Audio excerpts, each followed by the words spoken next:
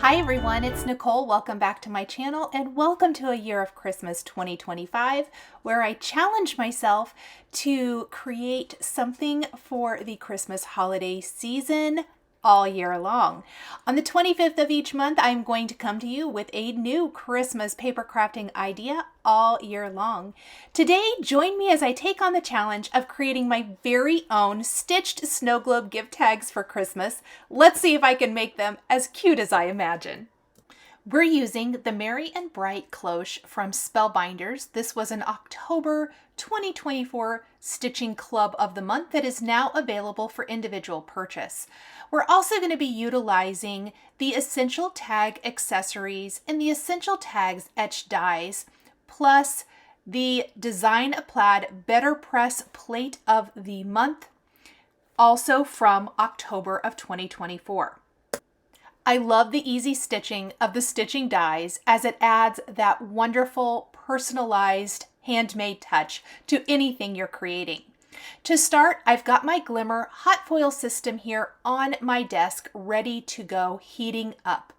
We are going to take a sentiment from the Merry and Bright Cloche and we are going to go ahead and foil this for the bottom of our cloche. Now, this isn't necessarily a foiling die, but what I love is I actually prefer this particular font from Spellbinders to be foiled rather than die cut. I think it's really showy and very classic. Also, from the Essential Tag accessories, I am taking one of the BetterPress sentiments and we are going to foil that as well. It says, "Oh, Christmas tree," and then of course the little not even a half circle, just kind of the curved, thank you, Merry and Bright sentiment are both going to be foiled. And those are going to go on each of our tags. Perfect, simple, classic elegance.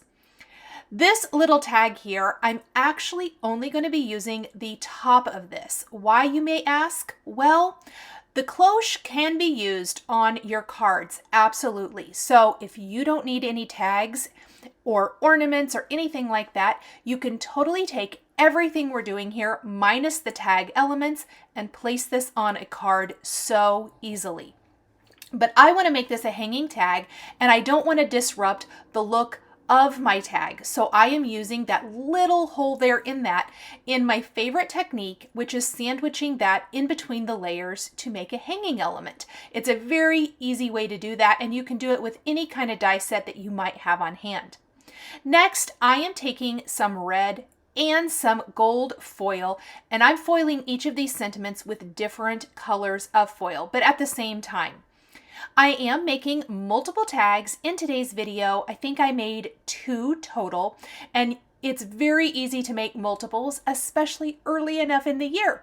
This is the January edition of A Year of Christmas, so you have plenty of time to make these tags if you like these before the holiday season. I'm a huge fan of getting a head start on the season, and this is one of my favorite products from 2024.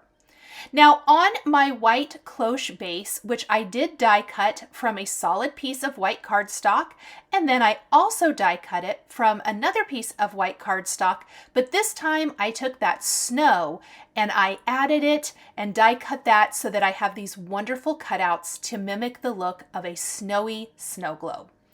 I am then taking iced spruce Distress Oxide ink and rubbing that over my snow globe. Don't worry if it's a little blotchy like you see here.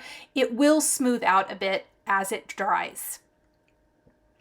Once my Glimmer hot foil machine is heated up, I am going to take my platform, run it through my Spellbinders Platinum, and then I am going to peel off that paper and I am left with the most amazing foiled sentiments. Now, before we put our Glimmer away, if you're going to make multiples, go ahead and do that now. Everything is already heated up. We have our plates in place and it is the perfect time to do that. Now, the reason I show you ink blending on one of the pieces while my Glimmer is heating up is this is very much how I like to create. I like to think it through as I get started. What can I be doing while something else is going on? Let's say there's dry time for ink or paint, or in this case, the glimmer needs to warm up. Whatever the case may be, I really like to kind of think it through.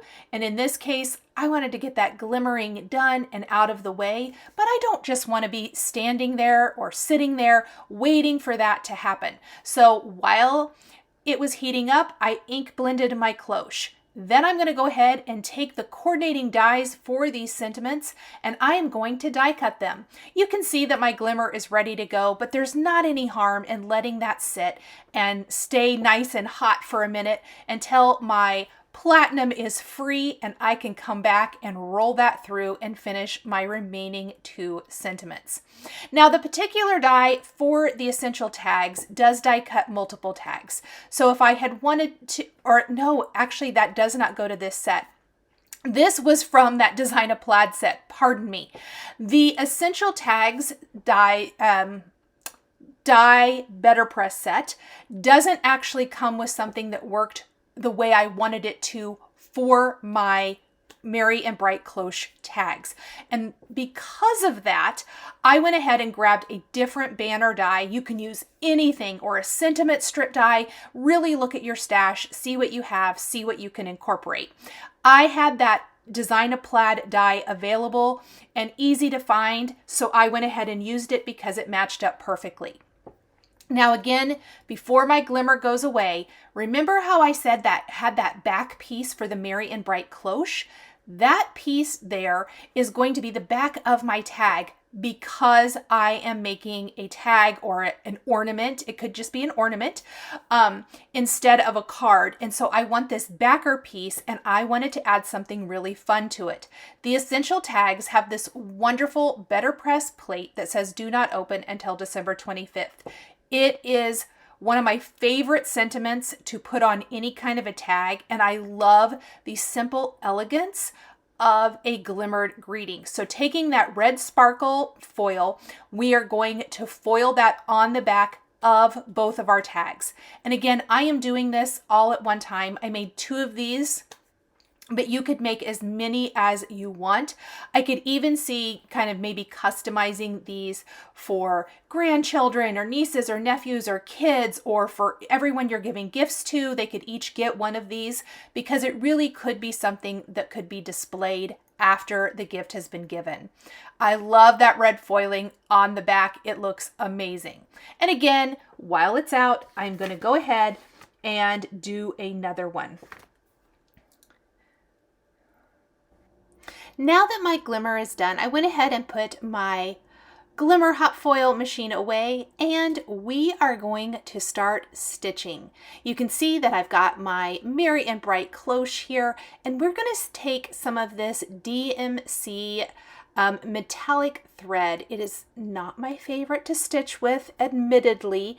However, on paper, I don't mind stitching with it as much as I do on fabric. So I'm going to go ahead and take a nice big needle. I use usually like a size 5 needle. I will have some needles that I like to use for paper stitching linked down below. They're also the needles I use for felt stitching. What we're going to do is we are going to start at the bottom and we're going to end in the top for the tree. It's really straightforward, super easy. And what we're going to end up with are these beautiful long stitches. So I'm going to flip it over after I've done that first stitch and just tie a little knot on the back to secure it. Now I would recommend starting with a pretty long piece of floss. I do know that I run out partway through stitching this tree and I have to tie it off and load up another needle, which is not the end of the world, but if you don't have to, it's great. I want to make sure I'm pulling it nice and taut and that the thread is straight on the front. It's going to kind of follow the stitching line of the die. Now at this point, I would like to mention that you absolutely do not have to stitch these dies. This tree is adorable without the stitching. The stitching adds a little bit of something if you like that kind of thing.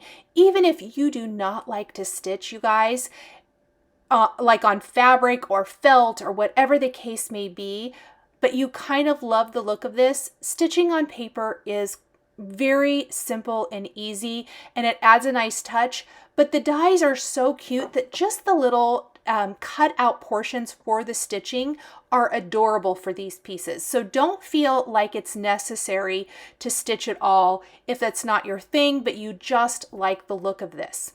So here is where I ran out. So yes, I am having to load this up and stitch it.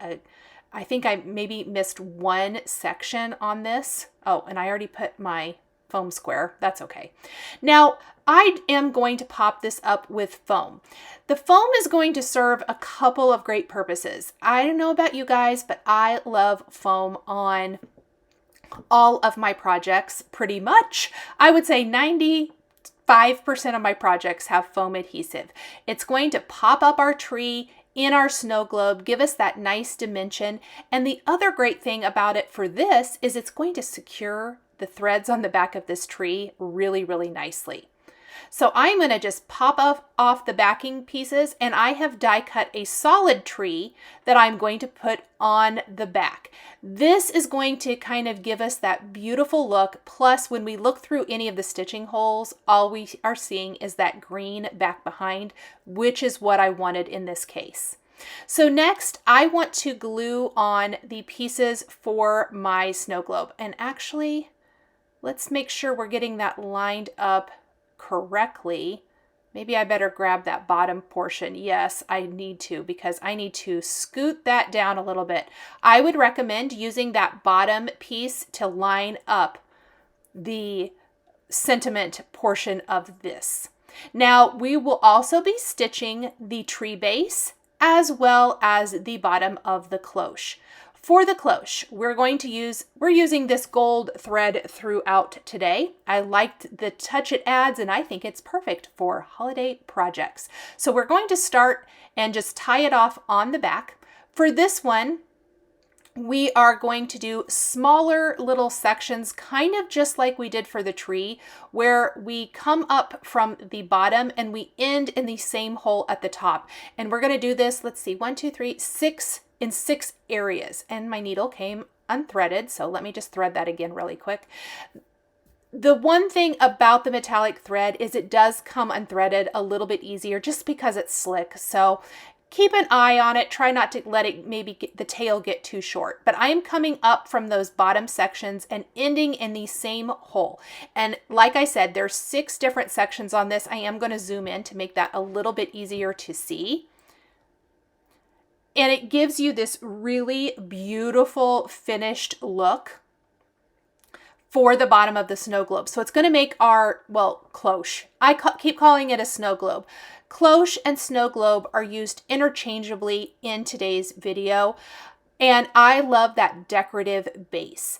Now, because a lot of times when I am doing a snow globe card, I like to have my sentiment on that base piece. In this case, it's that little piece right above where we glimmered our merry and bright greeting. I love that because the bottom of this cloche base is very decorative and the stitching adds a lot.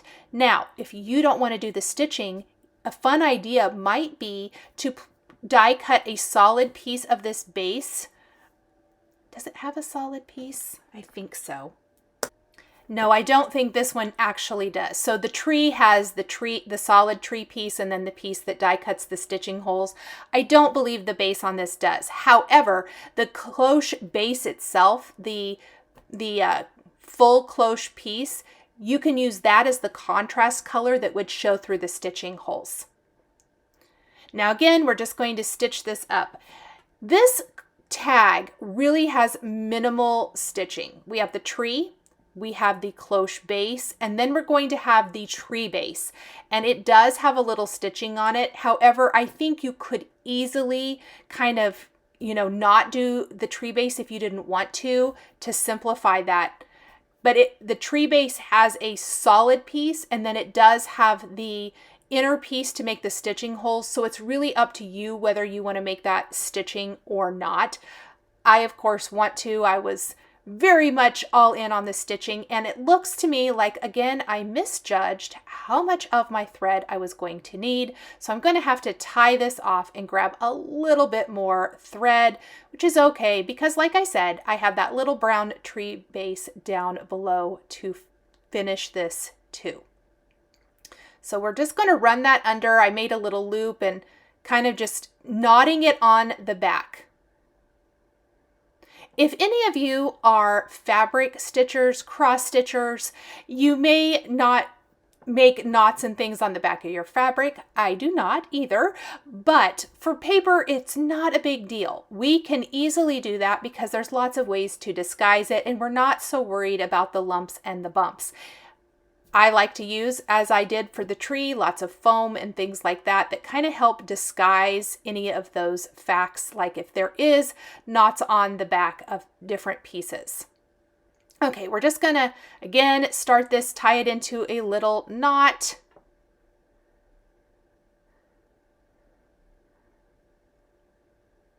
And then away we can go.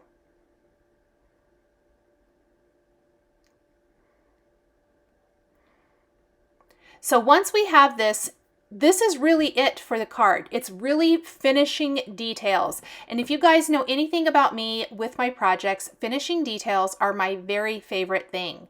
Things like gems, ribbons, and anything that rounds it all together and makes it super fun.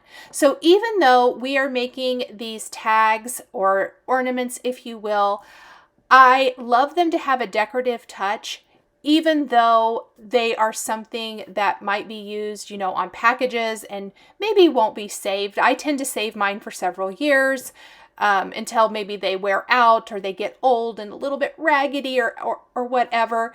But even though it's something for gift giving, I love it to have that personalized touch. That's what this series is all about. It is an offshoot of my popular handmade holiday series, which I will be linking right here on the screen as well as down in the description below if you're interested.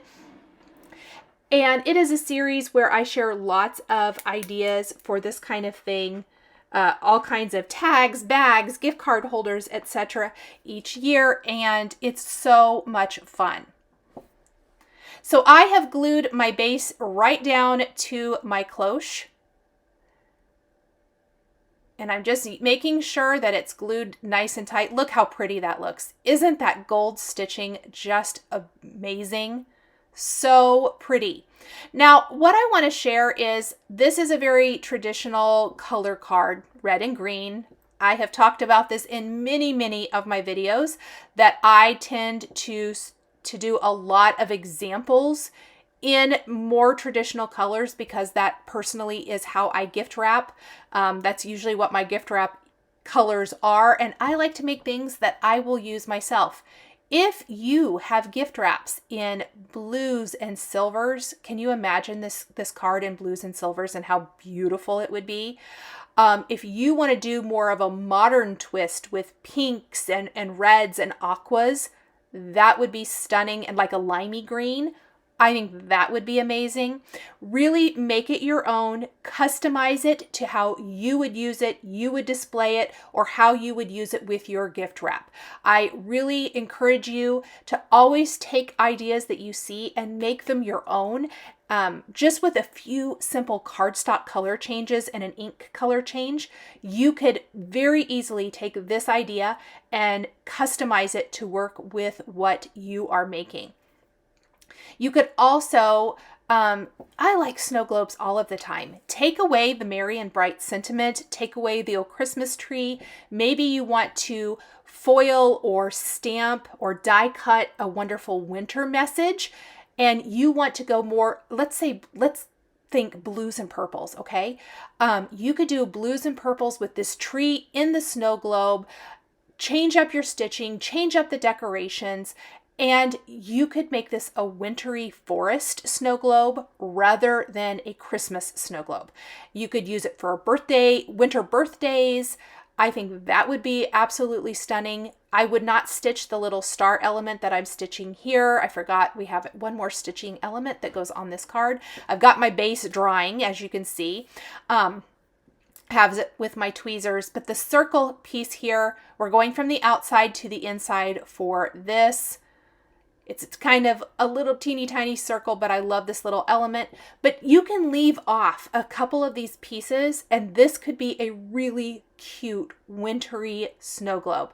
If you have a tiny little die cut of a bunny or a fox or something that you could add into this snow globe, or just if you like this cloche shape, this snow globe cloche shape, don't do the snow in the snow globe.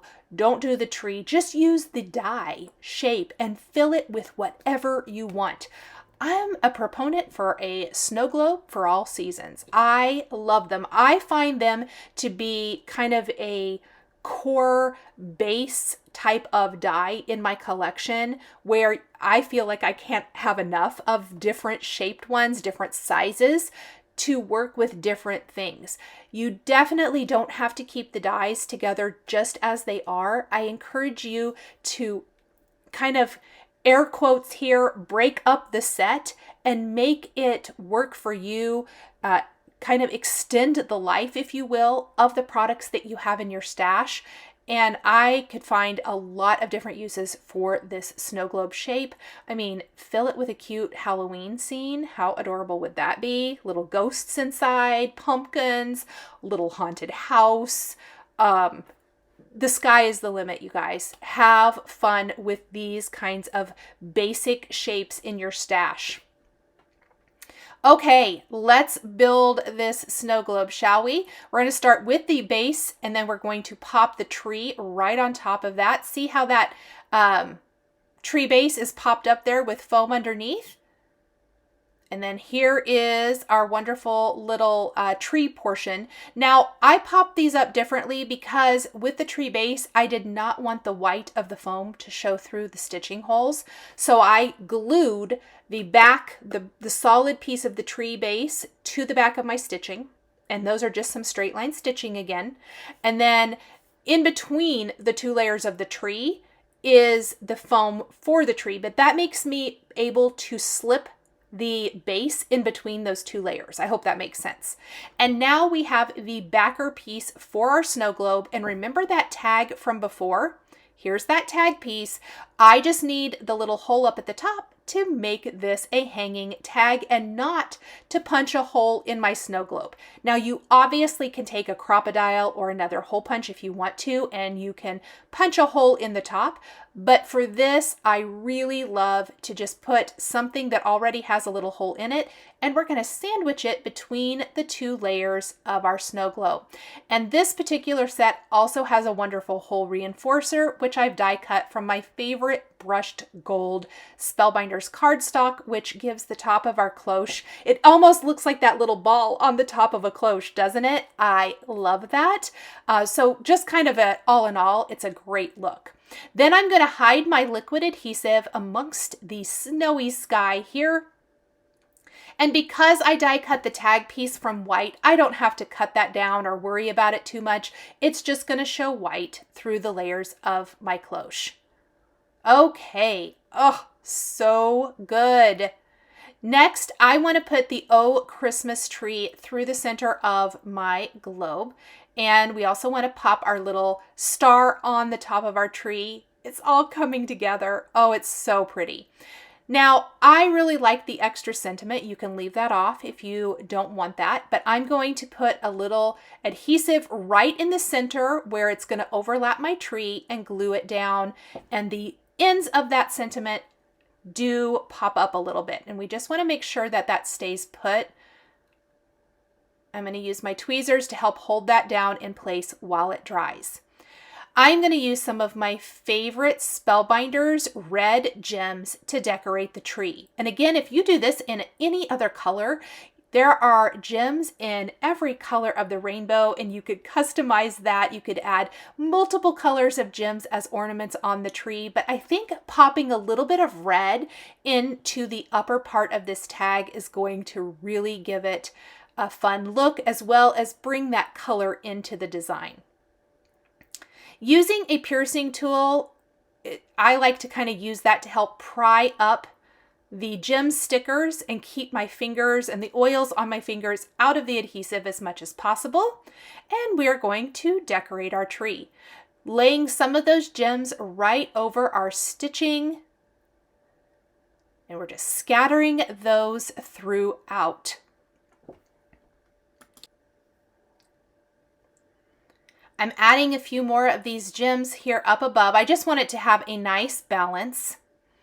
And remember, I am making 2 of these tags, so anything you're seeing me do here, I am copying for that second tag, which I will do off camera. Now, once we have our tree decorated, I'm going to remove my tweezers. I think that it's pretty secure now. Oh, look at that dimension. Look at the stitching. Look at the glimmer. I love this. It is time to, well, first put the hole reinforcer on the back. I always like to make the front and the back look good, so we want to add that to the back. Just kind of, it also gives it a lot more stability. That's 3 pieces of paper there, which is perfect. And then I have some gold thread from Spellbinders. It's a little thicker than the DMC that I used. You probably could stitch with it if you wanted to, but what we're going to do is we're going to make a bow for the top of our tag using this bow tool from Chantal's 141 design. I do have a link for this tool down in the description below. I am doing the 1.5 size, and we are going to make a multi-loop bow. This tool set is a 2-piece tool set that makes bows 1.5, 2.5, 3.5, and 4.5. Lots of sizes, and you basically do a figure 8 around the tongs as many times as you want loops. Once you're finished, you come up through the center, go around, and then tie through the loop and pull tight, and then you can pop off your bow. This is a triple loop bow. I will have a video tutorial coming soon showcasing all of the different bow sizes for your convenience. Then we're just gonna fluff out the bow a little bit. Now, I didn't want a super huge bow on my tag, so that 1.5 size worked perfectly. We're gonna put a little glue up at the top of our tag right underneath the hole reinforcer. Use our tweezers to hold that ribbon in place until it's dry, and then we'll snip up the ends and we'll thread through some twine in the top of the tag to finish it all off. As I'm waiting for the glue to dry on the ribbon, I kind of thought, you know what, the base of the cloche needs a little something. I decided to take these gems from Simon Says Stamp, put a little dab of glue at the top of each of my stitching, and we are going to use an embellishment wand to pick up the smallest size gem and pop it in place. These are all the gold tones, so it really ties in nicely to the thread that we use to stitch, and it adds that extra touch of sparkle and shine that I love for a Christmas project. Okay, once we're done with that, again, we're just going to kind of clean up those gems, put them back in our container, thread through some twine up at the top. If I do something like a bow on a tag, I like my twine or my cord to be a little bit thinner, a little less obtrusive, I guess, if you will, so it's more unobtrusive, and will tie into the package easily, or the tree if that's what you're going to do with your finished tag. I'm snipping up those ends. I love the little dangle. I love the texture that a ribbon adds, or a ribbon bow adds to the design. You could also die cut and put together a paper bow, and I think that would be precious as well.